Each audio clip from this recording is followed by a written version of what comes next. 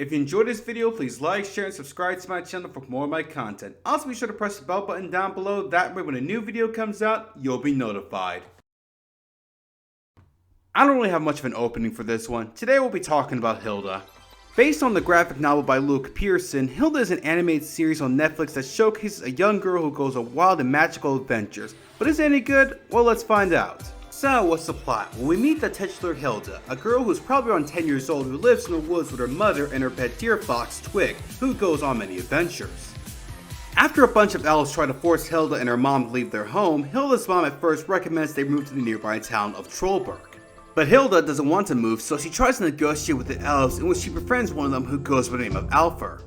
So Hilda and Alfur try to convince the elf mayor, the prime minister, and later the king to leave Hilda and her home alone, but they refuse. Along the way, Hilda meets a giant who's waiting for a special someone but soon gives up, but then she finds the other giant that he was looking for. So after saving the elf king and reuniting the giants, Hilda and her mom get to stay and everyone lived happily ever after.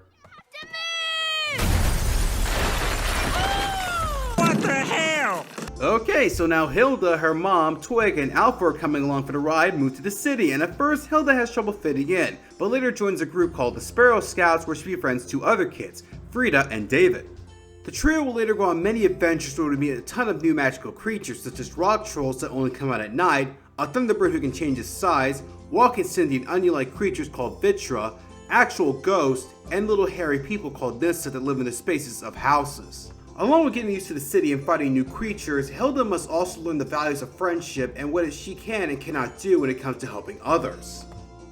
So, what's the good? Well, for starters, I like the story here. We get to see the development of Hilda, a girl who loves the woods so much to the point she's only 3 steps from becoming a feral child to adapting to city life. Seeing her adventures all across Trollberg are very interesting and fun to watch, with each of the main trio going through their own personal arcs. I've read some of the original graphic novel and some of the stories just straight up adapts from it, while other stories do their own thing, but in a good way. In fact, the original stories end up actually help expand the world of Hilda. I also love the animation and art style here. It's simplistic yet detailed. It's very fluid and great to look at. The style seems like a mixture between Gravity Falls and the Adventures of Tintin. Heck, David even looks like Tintin himself. And when it wants to, it gives off certain moods that make you feel excited to uneasy. And I love the characters. Hilda, of course, is my favorite. Being the main character, she's the one we followed the most. She's a kind-hearted, compassionate girl who loves a sense of adventure. As mentioned earlier, she was very reluctant to move to the city, and I think that can be relatable to those who have moved away from what they used to call home to a new place. However, once she moves, she realized that it's not all that bad.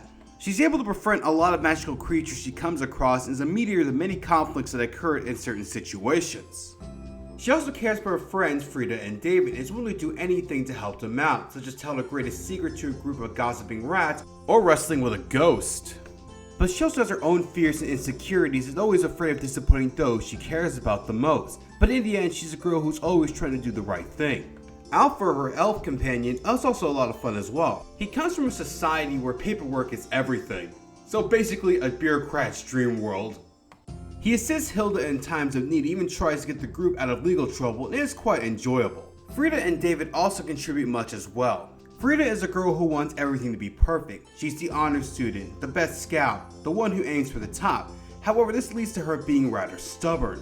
Like Hilda, despite her disagreements with her friends, she's willing to step up for them and help them whenever she can. Though she goes through her own arc where once she realizes that she isn't perfect, she kind of isolates herself and even hangs out with the wrong crowd. But in the end comes back around. Then we have David, a boy who's almost afraid of everything. He's the kid who has doubts on which adventure he goes on, to the point where you think he might be a woods, but in reality he's actually the voice of reason.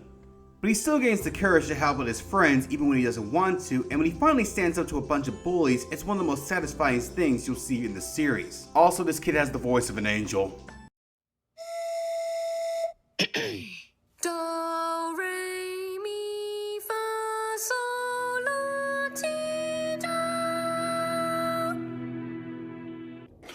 That Benny has the most beautiful voice. Then there's Hilda's mother, who's her moral support. While she's okay with some of her daughter's adventures, she does worry for Hilda's safety and wants what's best for her. And while she's not controlling, far from it, she does have suspicions of some of the creatures that Hilda hangs out with, but soon learns to accept them. Also there's Twig. He's a good boy. Other characters that while don't appear much are a treat to watch, such as the librarian who constantly knows everything the gang wants to know and will always give them information before Hilda even asks. The Great Raven who helps Hilda travel from place to place, or the apathetic woodman who suspiciously looks like a Deku scrub from Majora's Mask. At first he acts like he doesn't care, but deep down he actually cares for Hilda. Then you have the Mara, a group of teenage girls who love to give and feed off the nightmares of people. They kinda serve as the antagonists of this series. I also love the world that it brings here. I usually love cartoons that incorporate magical creatures to interact with the modern world, such as American Dragon, Little Witch Academia, and Gravity Falls. In fact, many claim that this show is a mixture of Gravity Falls and Over the Garden Wall, and I say that's about right. Even though it's most likely this takes place in the 1990s, it still has this timeless feel, and the creatures that inhabit this world are very creative and memorable. So are there any problems? A few things, but nothing that hinders the series, just a few hiccups here and there. Such as certain characters and storylines that had potential but kinda got pushed to the side, and also certain characters just kind of shifted personalities. But aside from that, Hilda is a wonderful series. With season 2 coming out in late 2020, I await to see what more of this show has to offer. Give it a watch and go enjoy yourself.